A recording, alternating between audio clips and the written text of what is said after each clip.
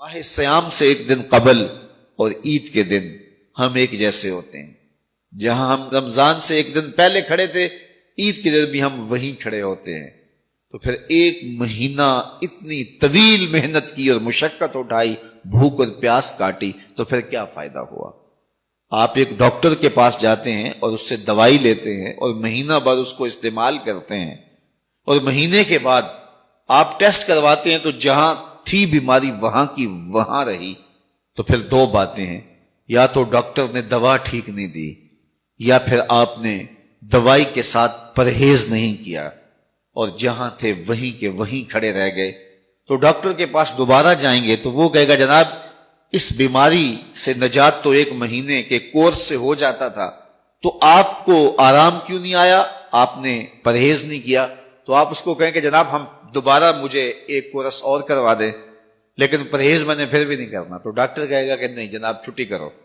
اگر دوائی لینی ہے تو اس کے ساتھ جو احتیاطی تدابیر میں بتاؤں گا ان کو اختیار کرنا ہوگا. لیکن اگر کوئی شخص پھر دوسرا مہینہ کھاتا ہے اور احتیاطی تدابیر اختیار نہیں کرتا اور پھر ڈاکٹر کے پاس جا کہتا ہے جناب آرام نہیں آیا، تو ڈاکٹر پھر اس کو کہے چلو دوبارہ لے لو، تو وہ تیسرے مہینے بھی کھائے، چوتھے مہینے بھی کھائے، ساری زندگی بھی کھاتا رہے، احتیاطی تدابیر نہیں کرے گا تو جہاں صحت تھی وہیں کی وہیں رہے گی. ماہ سیام آیا، پورا مہینہ دوائی لی، اور عید کے دن جب ٹیسٹ کروایا تو جہاں تھے وہیں کھڑے تھے.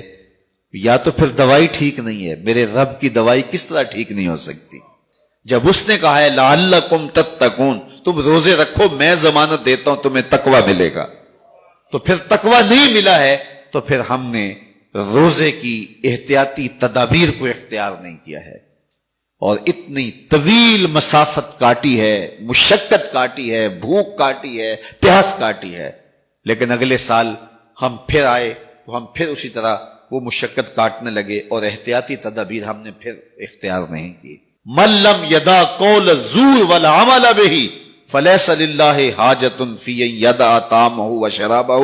کہا جو جھوٹ اور جھوٹے امور اور کام نہیں چھوڑتا اس کے بھوکا اور پیاسا رہنے کی کوئی ضرورت رب کو نہیں ہے.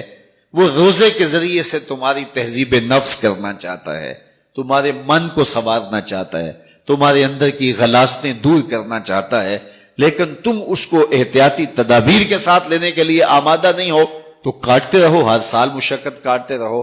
40 سال 45 سال 50 سال ہو گئے روزے رکھتے، ہر سال یہ ہوتا ہے کہ 29 شعبان کو جہاں کھڑے ہوتے ہیں 1 شوال کو بھی وہی کھڑے ہوتے ہیں. تو پھر کیا فائدہ اتنی مشقت اٹھانے کا؟ آنکھوں پہ بھی پہرا بٹھائیے، خیالوں پہ بھی پہرا بٹھائیے، سوچوں کو بھی آوارہ نہ ہونے دیجیے، رزق بھی پاک لیجیے، اور زبان پر بھی کوئی ایسا جملہ نہ آنے پائے جو رب کی ناراضگی کا سبب ہو.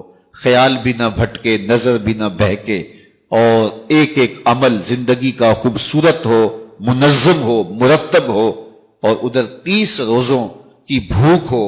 اور پھر نتیجہ کیا ہوگا؟ میرے رب نے وعدہ دیا ہے لعلکم تتقون، تمہیں تقوی کا نور نصیب ہو جائے گا، تمہاری زندگی ایک عجیب کیفیت میں ڈھل جائے گی.